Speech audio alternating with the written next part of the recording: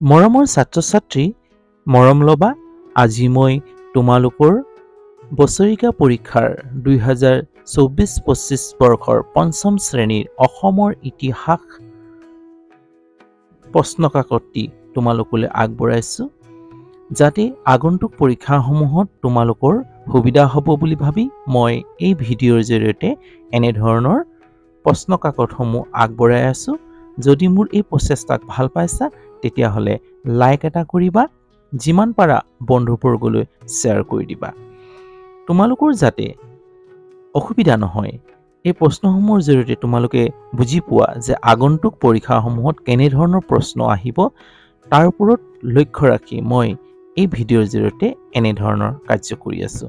যদি মোৰ এই প্ৰচেষ্টাক ভাল পাইছা তেতিয়াহ'লে চেনেলটোক ছাবস্ক্ৰাইব কৰি ল'বা আৰু বেল আইকনটো টিপি দিবা, যাতে সময়মতে মোৰ ভিডিঅ'সমূহ পাই থাকা।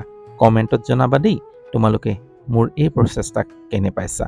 আজিলৈ হ'ব, অন্য এটা ভিডিঅ'লৈ আকৌ তোমালোকৰ আগত উপস্থিত হ'ম। তাৰে আশাৰে বাই।